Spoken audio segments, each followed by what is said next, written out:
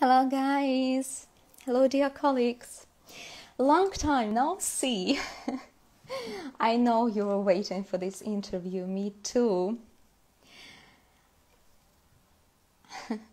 I was just looking forward to it. We have a very special guest today. As usual, all of our guests are special because we have talented teachers. Hi my dear, hi Evgenia, how's Samad? Hello everyone, hi guys. So my guest today is Lana Betts from England. Very, very talented teacher, creative one, and our today's topic is gonna be about creativity in English, about how to be creative, how the teacher can be creative, how to help students to be creative. Lana, I can see your request. I'm adding you. Okay.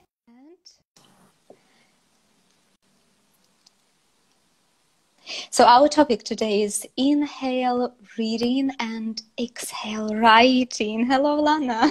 Hello. Hi, how are you? I'm good. Can you see me and hear me okay? Yes, very well. Don't worry, the quality is excellent. So happy to see you. Great that you managed to join. Cool. Yeah, I'm new to this whole Instagram thing. So you see, it's pretty easy.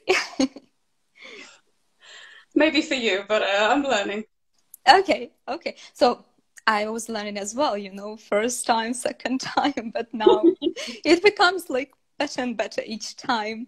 All right, Lana, I'll just ask someone, guys, could you please in the comments below type inhale reading, exhale writing as our topic, and I will just pin it. Hello from Georgia. Hello from Poland. Okay, so Lana, let me please introduce you to our audience. Lana Betts from England is a British teacher who is a TESOL qualified teacher who has been teaching general and business English for about 8 years. Is this correct? Mm-hmm. Right. All over Europe, really, but mainly in England and in Germany. Right. So Lana is qualified teaching English in corporate companies in England and in Germany, such companies like Siemens, HSBC, Global Language School, Wall Street English, and Linguarama. Yeah. Correct? Yeah. So Lana, do I miss anything? Or did I say all of your qualifications? All the ones to do with teaching English, yeah, probably. I mean, there's some other qualifications where I took it. Tell us. Yeah. Yeah, I think you've covered it pretty well. I taught companies like, yeah, as you said, Siemens, HSBC, Vodafone, but I also just really enjoyed like teaching my neighbors and my friends and their children, and just as long as I'm helping people, I'm happy, really. That's all that matters to me. I think this is the beauty of teaching, right? Because even if you have like several lessons in a row and then you become a little bit tired, you get the feedback and this emotional circle and exchange, you just breathe it in and you are with the energy again. That's right. Yeah, it's really rewarding, I think. It's definitely stressful, which you pointed out on your channel, but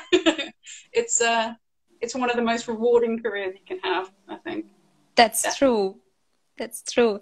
You know, Lana, we saw like the first post on Instagram, which we saw and which spotted our attention so much was about the creative writing, of course, because this is like such a hot topic, you know, this is a problematic topic because probably the most difficult for students and maybe even for teachers is to, you know, with the writing, especially with the creative writing. And you said a very nice thing, actually. Let me read it. It was, we cannot start with once upon a time anymore, starting with a famous quote was school before you were born, but now it's a little bit too old. And this is exactly the truth, because we might be guilty for teaching our students kind of old-fashioned way.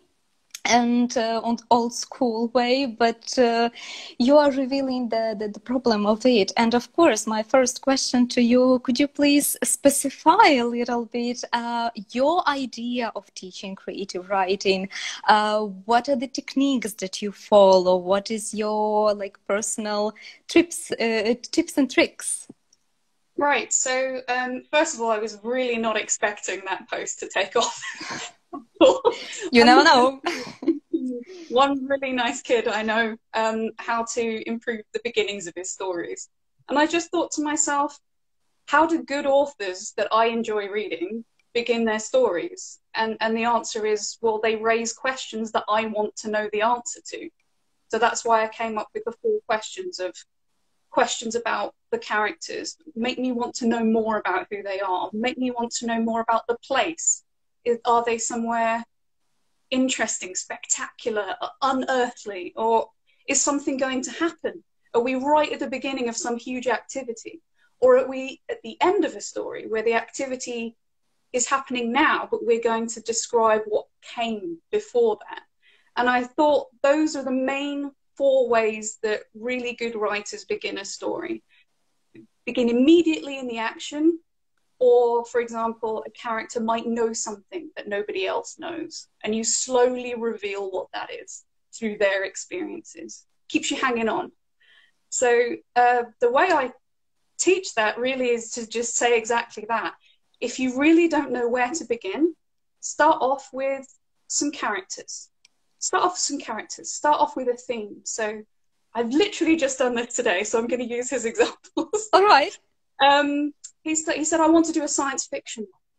I was like, okay, so who are your characters? And he said, well, I've got this one character who absolutely she's so dedicated, but sometimes she's so dedicated that she'll put other people at risk. And I'm like, well, that's great. You know, that's a really important character point. And you just carry on, you pull out some characters. Then you pull out a place, you chose a spaceship. And then you pull out 2 activities, something that could happen in the future, something that could happen in the past. And your student can go through 4 different beginnings. They can start off making you ask questions about that character. And the way you can do that is to say, for example, if we start with a statement like, Alice is sad because she's leaving her home. There's not really any questions to ask about that. We already know that Alice is sad because we've described it and we know what she's doing. But if we take some of that information away, you can say, Alice sighed, a tear falling down her face. So we've described that she's sad. We haven't said it. So your reader interprets that. And she couldn't look around as she closed the gate to her simple garden for the last time. It would forever live in her memory. So we know she's sad because she's leaving home, but we haven't said that. So your reader feels like they're discovering something as they read through. And I guess the way I do it is I literally just sit down, we come up with the ideas of possible characters, possible activities, and we write it together. I do all of my teaching online, so I share the screen, and I just say, you know, throw ideas at me, give me sentences. And then we put it together into a story, and we look at the first paragraph and say, for example, are we raising questions? Are people going to want to read more? Is this compelling? Are we answering too many? And we go through and take information out to leave it more mysterious for the reader. And that's how I begin, really. And how do your students react? Like, how fast are they able to come up with the ideas immediately? It depends. Some children have enormous imaginations and they're just waiting to explode all these characters. Like, right. One of my students came up with a talking melon and a red cat and a magical cupboard that has weather generating technology on the inside, which I thought was amazing. But he needed some encouragement with that. And I just say, anything at all. There's no wrong answers. And he just said a cat. And okay, what's special about that cat? So even if they start off with something quite small, you reward that, you can elicit more from them and say, yeah, brilliant. So we've got a cat. What's special about it? Oh, it's a bread cat. Wow, it's like a cat made of bread. That's so cool. What's it doing? just curiosity and questions. And as you write the notes out for them, you're giving them that template that they can use to start building their story around it. And you've given them the foundation. I mean, they came up with it. All you're doing is writing it out for them so they can keep referring back to it. But I think to answer your question is most people find it very, very, very difficult. Because we teach English as a way of communicating important information. We teach it as a fact-giving thing. So when we're saying to people, okay, I want you to throw that out the window and now come up with completely imaginary things, it's extremely difficult for people.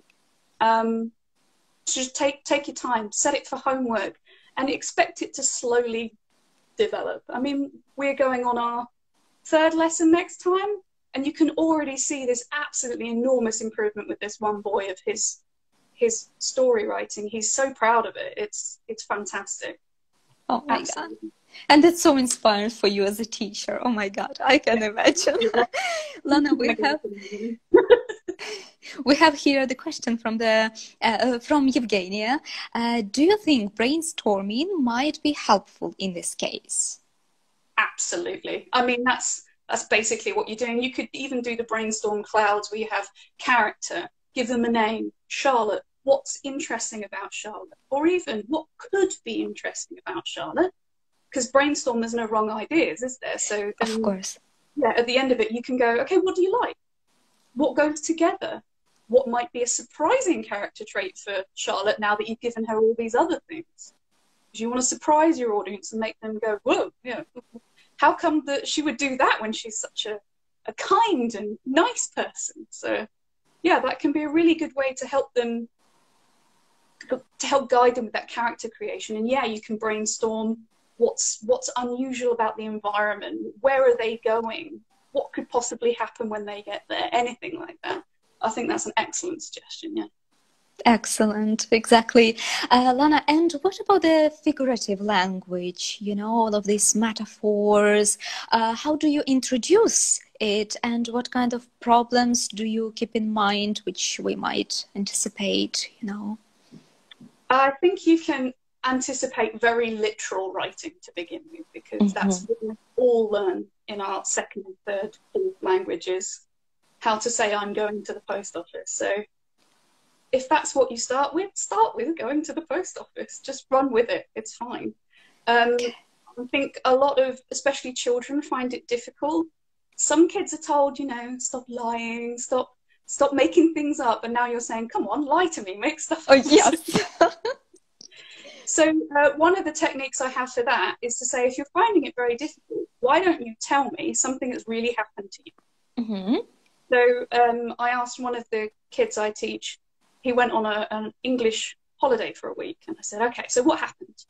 And I said, okay, now make it crazy. So keep all the things that really happened, but exaggerate them. What is the logical extreme that could go to? So instead of just, oh, you know, we sat on some surfboards for a bit, he could say, we sat on the surfboards for 3 days. We were so hungry. None of us had seen land for an hour. And just encourage them to go a little bit mad with it. And they have fun. And you're just opening that door to their creativity a bit and saying to them, it's okay. It's okay to make mistakes. There aren't really any in creative writing. But it's okay to just have fun with it. Go a little bit crazy. And that's a really good place for a lot of people to start. If people are finding it even more difficult than that, the trick for people, especially if they've got some sort of learning disability that makes imagining quite difficult for them, you can give them at the very beginning a beginning and an end, and say to them, how do we get from the beginning to the end? Now that's theoretical. So you say, what is a way a person could get there to there? And then they fill in a little bit of plot. And then you can say to them, okay, what are some other ways that somebody could get from there to there? And it will take more time, but you're developing that creativity, that way of coming up with hypothetical situations. And they need that structure to start with, and you can slowly start expanding it and saying, okay, what happens after that? What is a different ending then that we could have? And then you've only given them the beginning, and then you can take the beginning away. And you're just encouraging them to try different methods, really. Exactly. And you mentioned that, okay, for example, if we take it as a rule, don't start with a famous quote because it's not something new anymore. Okay, so you start a little bit differently, as you explained. And what would be the good way, in your opinion, to finish the writing? Finishing a story. So again, I would start with saying, what do you not want it to be? What does everyone do? Okay, so I thought of 3 things that people do all the time, which is, and they were lived happily ever after. Yeah. You go, yeah, great. It doesn't feel like a very good payoff, I don't think. The other one is to lead you on with all these little ideas, and you're thinking, oh, that's so interesting, what's going to happen? And then they don't answer any questions and it finishes, which is incredibly frustrating, and nobody wants to read that. And you feel like the whole time you read it was a waste because nothing was answered. Yeah. Like the film Lost, the TV series Lost, there were no answers. So the other one is the end. And you think, it's not very exciting. And also I can tell it's the end because it's stopped. So another way to look at that is to kind of flip it over the other way. So we want to reveal almost all of the answers to the questions that you've raised. You should tie a knot in every loose string. Maybe leave one if you want to write another book, or if you want to leave something unsaid, or you want people to interpret it, but don't leave a million open questions. So try and close all of those open questions, bar maybe one. Another good thing is if you've used a technique when you're writing where you've left something to develop but is never really explained completely, you need to reveal what that is at the end. That's the payoff. That makes your reader feel like, yes, I got there, I got something out of this. And the other thing I would say is they all lived realistically ever after. Nobody ever lives happily ever after. Not a thing. This is why people don't like it. So if you can talk about how maybe they do have a good future, but it's a realistic future. Maybe that job that he's always wanted, he got it, and he worked in it for a few years and realised that it's not really what made him happy. So he tried something else, and he was quite good at that. That's realistic. It's still happy. It's still good if you want that kind of ending, but you don't feel cheated, like it's too unrealistic. It's like they say, what happens after this nice romantic sunset? There comes the sunrise, and what it looks like. And the sleepless nights with the 3 kids they now have. Yeah. And if they have those sleepless nights with their 3 kids and they still love one another, that's a good ending. That's true. Somebody said, can you end with a quote as well? And I think you can, but you've got to quote someone from your story. So you can have a story all the way through where you have a narrator that is not one of the characters. And you could end it with a quote from a character where they talk directly to the reader about what they've learned. What journey have they been on? How have they developed and changed in that story? And I think if you can find something that really speaks to you, that they've learned from that, it will speak to your audience as well. It will have a lot of impact as a good finish. You can't beat that. It's hard to do, but you can't beat that. You talked about how to teach figuratively as well. I had an example for how to teach a simile. Would you like me to? Yes, please. Yes. Okay, so it's just eliciting, like every teacher here knows, but here's an example. So you can pick a description that somebody's put in their writing. You've given them homework, for example, and they say, the ball hit the wall really hard. And you can say, great, I know exactly what's happening, but we can make it a bit more interesting. We can do things to change the impact of that. So if you close your eyes and think of a ball hitting a wall really hard, what other things does it make you think of? It might be quite difficult for some people. You might get car crash, for example. And you go, great. So we can say the ball hit the wall like a car crash. And then you ask them to read back the 2 sentences. Well, what's the difference? Well, one of them is a ball hitting a wall. Okay, there's no real impact in that. And the other one involves a car crash. It's dangerous, it's fast, it's loud. And it brings all of the things that are associated with that car crash into your story. And then you, as the teacher, can give them an opposing example for it. Like, where if I was to say the ball hit the wall like a wet sponge, it's not like, what's the difference now? And they would say, well, I don't know, it's not very scary. Maybe it's a bit funny now. It sounds a bit wet and soggy. And surprising. yes, and surprising, which gives you the humour. And that's the idea, really, is you're showing, just by adding a couple of bits in that simile, that you're completely changing the same activity to mean totally different things. Both of them were a ball. They had completely different feeling when you read them. Sure. Lana, we have a comment. Wow, I imagine it could be a phrase that makes the reader think and imagine the continuation of the story. Absolutely. I mean, I end up in a situation all the time, and my student said it earlier today. Now you've made me write a story that I want to know the answer to, and I was like, well, you have to finish it then, because it really does compel you. And if you can finish off the story with something that really speaks to you, it could end up being one of those aphorisms that we say to ourselves, like when we're going through a tough time, like that quote from Churchill that we talked about before, or like nothing bad really finishes. Sorry, nothing bad goes on forever. It ends at some point. Mm-hmm. Or, I mean, one that I absolutely love is, how does it start? It'll be all right in the end, and if it isn't all right, then it isn't the end. Okay, like don't lose hope. But not mine either. I cannot claim that, but you could end up influencing the people that read your story to use these things in their daily lives to get through stuff. It can have a huge impact. Absolutely. Sure. Lana, and you mentioned that like encourage your students to go crazy, yeah, just imagine something, go mad. But there can be the situation when they're a little bit like stuck, you know, for various reasons, because they had some other mood during the day, or just right now they like lack the ideas. Could you please give me like 1 or 2 tips how you could help your student just this very second to come up with any word, even if they're speechless? I think the biggest weapon you have in your arsenal is your patience and your kindness, and that nice environment that you've put your learner in. So they're never going to be in a mood with you. They might be in a mood with a different situation. So you're a safe place for them. So that's a good place to be. But it doesn't have to be go wild. It could be, wow, you've had like a really scary day. Go scary.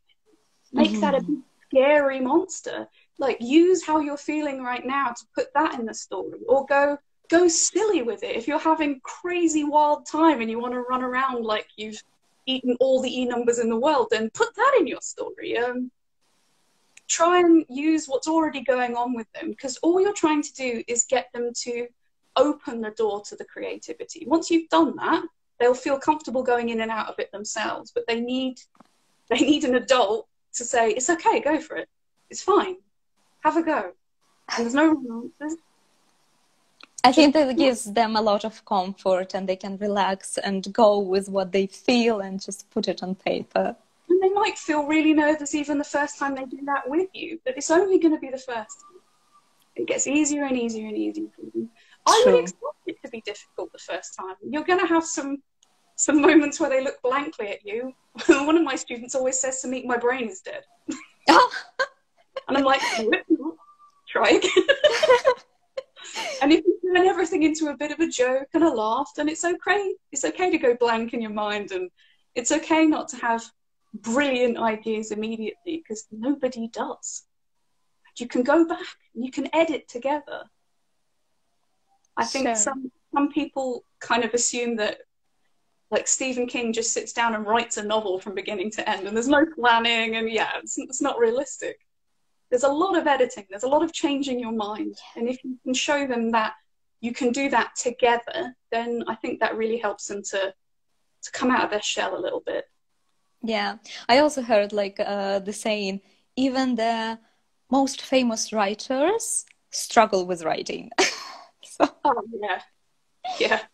And Lana, it's not a secret, of course, that such productive skill as writing goes with the great input from the reading, probably, right? So that the writing can be a good output from this. Do you use the extensive reading with your students? Do you recommend any books to them, and do they read? I wish I could give a simple answer to that, but I'm afraid it's like everything I do, it's very complicated because I plan everything for that individual. Mm-hmm. But I have people who just eat books like their food and they love it. And they're easy to teach because you can say, well, just think back to that book you've read. What did they do? And they've got a much bigger wealth of knowledge to draw from, to give their ideas, just like you said. And then when they go back to read it, they'll recognize the things that you've taught them, they'll see it. But I also have students who, for example, are nurses and they barely have time to sleep and eat, let alone go away and read loads of things. So I think give them what they can manage. I try to think back to when I was a child. I had real difficulty reading. Genuinely, I was very bad at it. Very, very bad. Like, worryingly bad. I thought the opposite. Oh no, I was terrible when I was about 10 or 11. I would pick up a book and I would get so frustrated I would burst into tears. And one day my dad said to me, okay, stop reading because I think you're going to hate books. Read to you. And he made me love stories. He made me motivated to want to know what happens next. And eventually, to get those stories as I was getting older, I had to read them myself. So I had to get better at it. I had to find ways to improve my reading. We now know I'm dyslexic, but I had to learn those ways of getting around that so that I wanted the key to that door and I had to find out how to do it. So he motivated me that way. So you've got to be very responsive to your students' time. What's useful and motivating for them? What are they going to want to come back for? If you've got a high-flying CEO who is thinking about starting his own business, articles from The Economist that talk about topics that he's really interested in are going to motivate him to go in there and read them.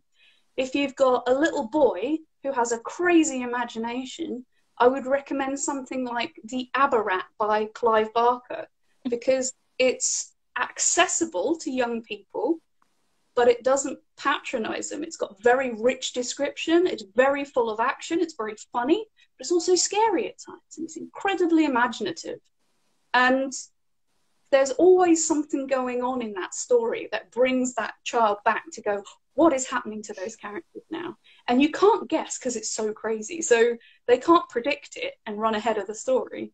So it's about choosing something that is slightly above their level, but not so above their level that they burst into tears and hate it like I did, and not so low that, well, they're just having a lovely time reading. They do need to work. They need to be picking up new vocabulary. They need to be challenging themselves. And there are some books in children's fiction that I think are just too easy. They're just too easy that anybody could read them. And then you're not really getting a lot from it. Yeah, you're getting a nice story, but you're not developing them. So you want to be pushing them just the right amount. And I do not know how to tell you how to do that. Feedback from the student, I guess. Yes, of course. You have to know your students, and that this is always the individual approach. This is exactly what you said. That's correct. Are they still enjoying it? Do they still want to know what's happening? And we've had to go through a couple of books with some people. And one of them just stopped in the middle of Aberrat and said, I'm going to read The Hitchhiker's Guide to the Galaxy. And I thought, okay. It's a bit complicated for a 12-year-old, but you go ahead. Yeah, that's good. If he is Cool. motivated, let him go. Yeah. Don't let him. Yeah. Sure. Do you work with dyslexic students? There's a question. I have so far worked with one student with, I wouldn't say he was dyslexic, I would say he had a multitude of different learning disabilities that covered reading, writing, and more than anything, memory was very difficult for him. And I actually taught my best friend to pass her basic English exams as an adult because she dropped out of school when she was a teenager, and she wanted to get a promotion, and the only way she could do that was to pass her English exam. So we did a crash course where we would go through things every evening until her exam came up, and she passed. So happy. And I think the way to go about that, I mean, I have a bit of an advantage because I have to do these things myself, but you've got to teach methods to get around the difficulty. One of the ways I tell people if they're having trouble with remembering names, because that's my issue personally, is I describe the memory like a spider's web. You've got the target word in the middle. That's what you're trying to get to, but you might not remember what it is, because I don't most of the time. But every time you learn something, you connect it to other memories and things that are happening around you at the time, like what temperature is the room? Was it in the summer? Was it in the winter? What clothes were you wearing? What were you listening to at the time? Most people, when they're thinking of something, they can remember funny extra bits of information about it at the same time. And if you can't remember the target, remember one of the things attached to it. And the more you remember, the closer you'll get to the middle of that spider web. And it really works. You will eventually find that word and it will come up to you. It just takes you a little bit longer. And if you can't find the perfect word, find another one or describe the perfect word, especially when you're thinking about creative writing. You have the freedom to say whatever you want. So you can describe your squirrel as a small fluffy mammal with cute ears that eats nuts. You don't have to say squirrel. So you have all these techniques you can use to get to the same thing. And dyslexic people benefit a lot from help with spelling if you can think of songs or funny jokes that the word reminds you of. You're creating associations, adding more and more to that spider web to make it easier and easier to get to that word for them. It really does help. It sounds insane, but it really does work. Excellent. Oh my God, this is such a lot of, so much inspiration. Thank you, Lana. Actually, you know, that's great that you had experience working in Germany with German people, as I understand, right? So Yeah. this is one of the countries where English is foreign language. You cannot call it like a second language, right? And of course, I think it will be very interesting for our non-native colleagues, teachers, to hear from you as a native teacher. Could you please tell us what are the obstacles for you as a teacher, teaching foreigners, right? So how do you hear their errors? How do you correct the errors? What is the proper way you think it is? And actually, what kind of mistakes you hear the most, like which spot your attention so much? No matter who I'm teaching from any country, the one I hear the most is nobody can do the present perfect without a lot of assistance. It's just impossible. And a lot of native English people really struggle with that, so I'm not surprised. But I think the most difficult thing when you're teaching people who don't have that basic English that makes it so much easier to teach them, let's be honest, the basic level makes your job so much easier because you can start to have fun with it. I think what is so hard in that situation is not to slip into their native language. It's so tempting. If you speak any German like I did, you just want to say, okay, like it's a socket, Steckdose. You want to give them the German word so that you can move on, but that doesn't help them because they won't remember socket. They'll just remember Steckdose. And in fact, part of the psychology of learning is the more mistakes you make and the harder you work to recall that information, the better you'll remember it. So you're really hurting their learning by giving them that. And that's what I really struggled with, that temptation to just go, this is the answer. And you're helping them move away from translating everything one-to-one from their native language to English, which is really slow. You're helping them move into thinking in that language, constructing in the language. Takes a while, but if you start off and stay in the target language, they will develop it very quickly. Right. They may never develop it if you teach in their native language. It may always be a translation exercise for them. You talked about error correction. Yeah, how, what is the proper way? Because probably when you as an A2 teacher hear the mistake, you, I think, immediately want to correct it because it's fast, but how do you stop yourself, and what are the methods that you use, like how to correct the mistakes? This is why nobody likes English teachers at parties. I think it can be embarrassing for the students. They're frightened to make a mistake or look silly in front of you because you're an authority, which I try to avoid. And it can be embarrassing for teachers. When I was a new teacher, I just thought, you're this person high up in the German government, and I'm telling you, you've done something wrong. I feel so small. But if you think about the way you would naturally, don't treat them like a child, but think about how you would naturally correct a child. Mm-hmm. You don't want to shut them down. You want them to carry on talking, and you want them to feel like you've understood what they're saying. So you just repeat back to them what they said, but correctly, while going, yeah. So, for example, if they've mispronounced, I don't know, validity, you would say back to them, oh yeah, it's the validity, right? Mm-hmm.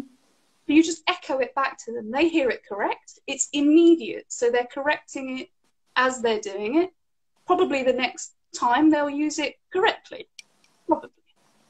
But that's only for really small mistakes, because like you can become a really annoying person to be around if you correct absolutely everything. Yeah. The student will think, I would rather like not speak at all because I have only mistakes. Yeah, if my German teacher had done that to me, I'd just cry and go home. Like, because when we start, we only make mistakes. Yeah, that's exactly right. You don't want to shut everyone down from talking. So you have to validate what they've said and encourage them to speak. So if I'm giving a complex bit of feedback, like about a difficult grammar point that they're learning, maybe they've said everything, you absolutely understand what they're saying, you wait to the end of their thoughts or the end of the paragraph to quickly just say, like, feedback to them, oh yeah, I understood that, and that was really good, and I heard this and this, which shows to them, yes, you've got the information that you wanted to get across, well done, mission accomplished. And then you phrase it as, let's analyze together, what are the bits of grammar here? So now it's a different exercise. They've achieved what they wanted to achieve, which is making sense.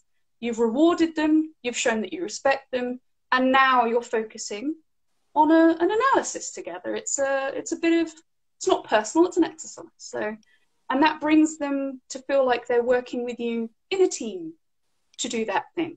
And it's much less confronting, nobody gets upset. They also feel like they've got time to sit down and think about how they want to say it. Whereas I find that when I just say, oh, it should be this and this, they feel really rushed. They've got to learn everything so quickly. So it can really avoid that feeling of being under pressure as well.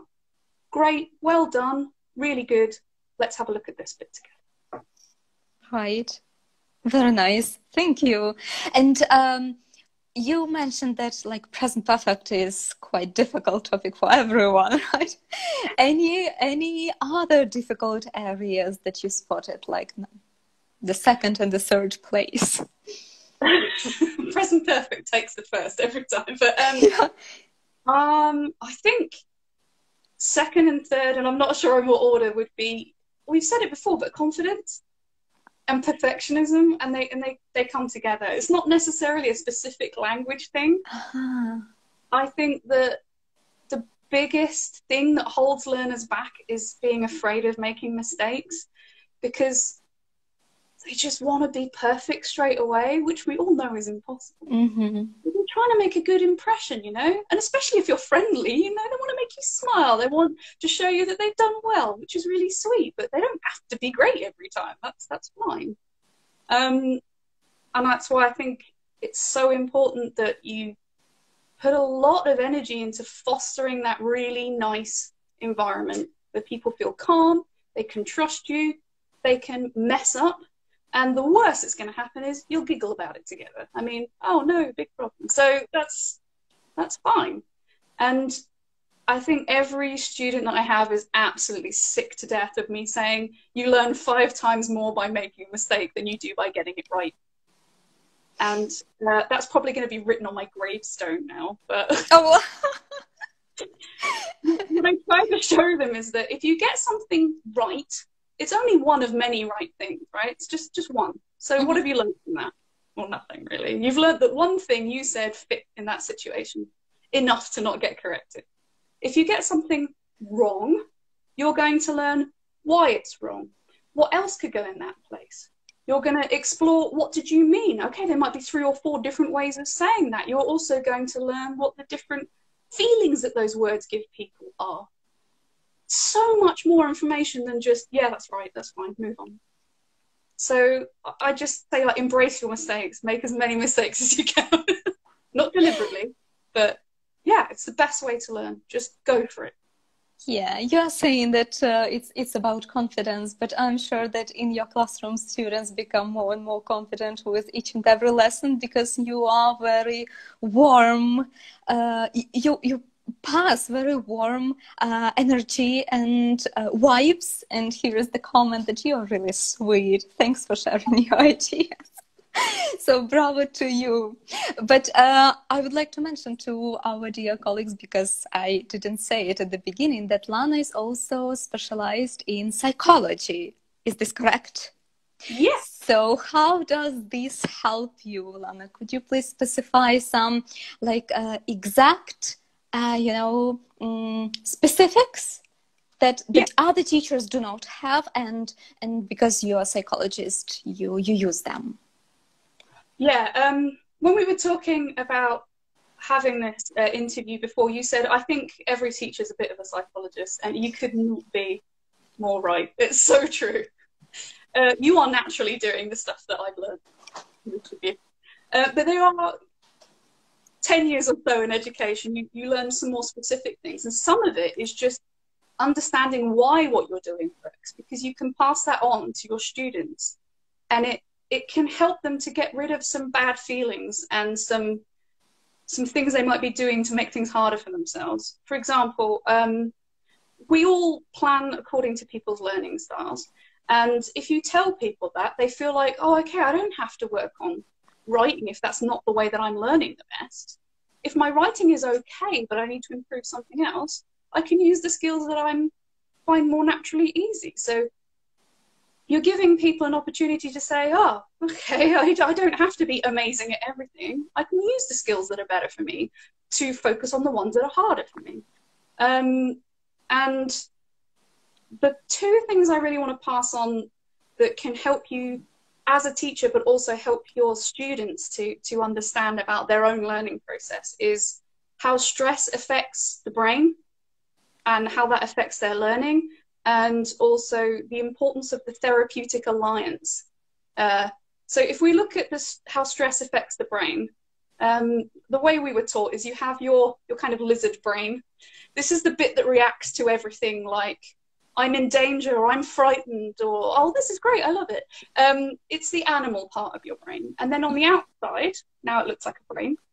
Yes. You've got on the surface, around the outside, these are all the parts of your brain that can focus on things like abstract thought, ideas, creation, even memory. You need this outside part to be working for memory.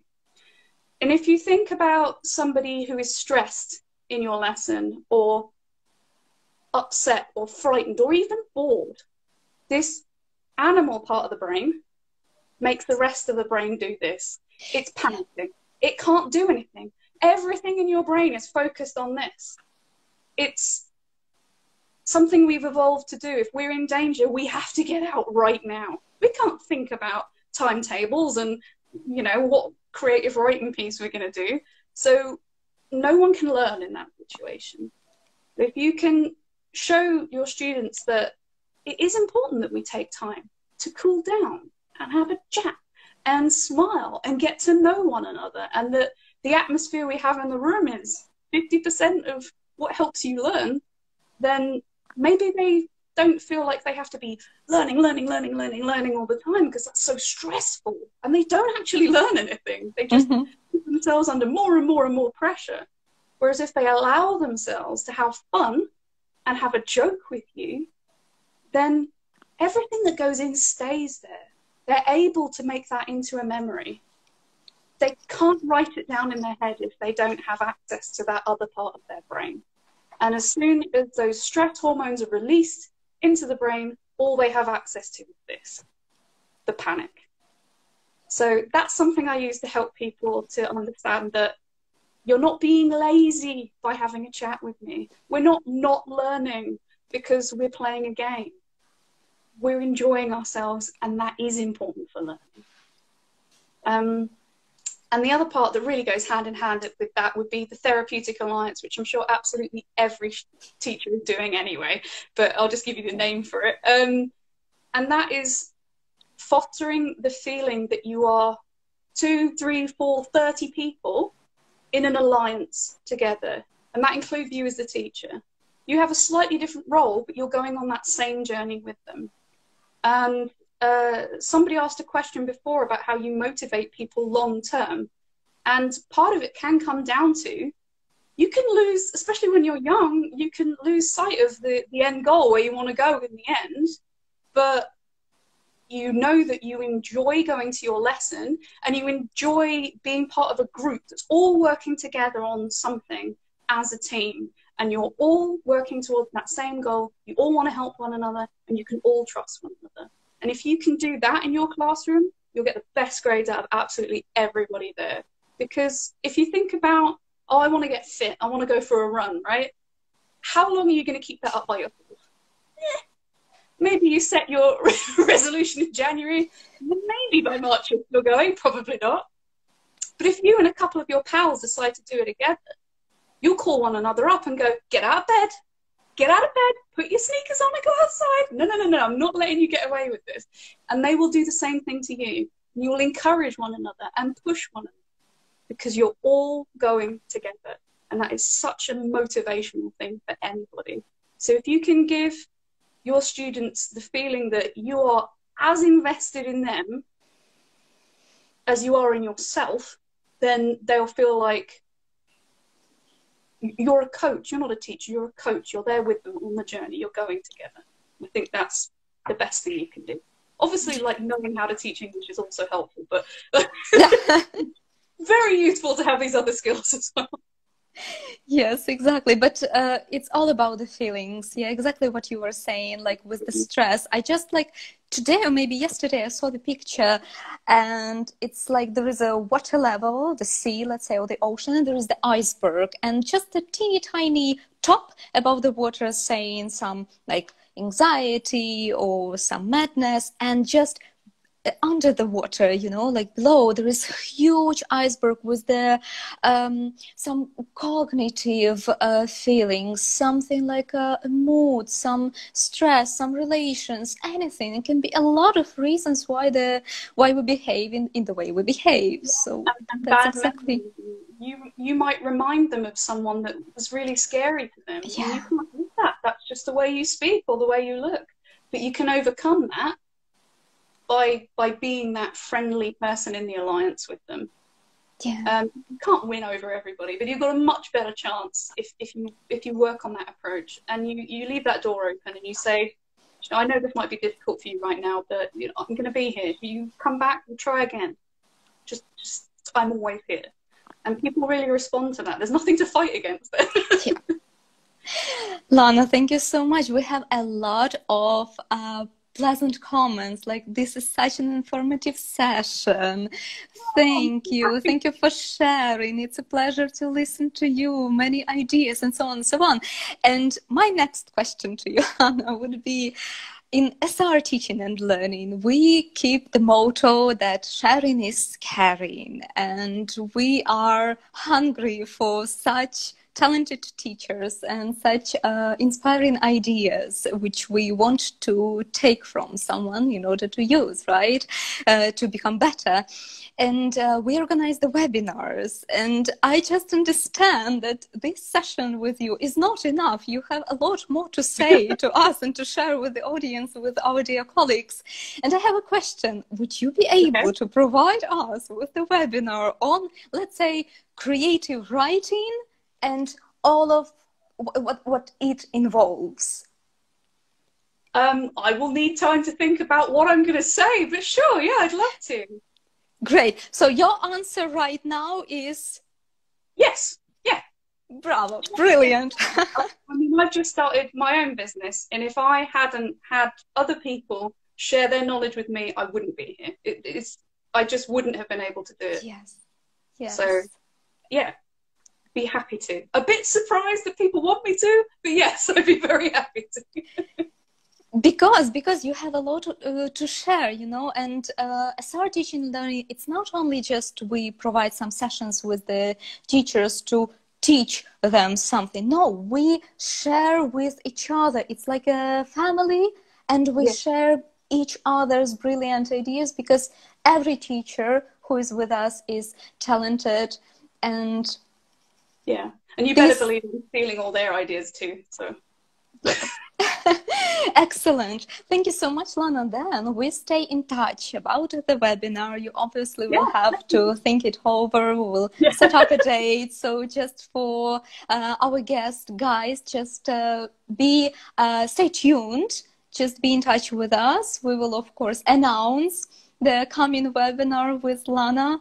And thank you so much for being active. Thank you for your comments. Lana, thank you so much for your time. It's been really lovely to meet you and to read all the lovely comments. I'm really touched. Thank you. Yes, brilliant. Okay, then thank you again. I wish you a very nice evening. A lot of inspirations going forward. Thank you.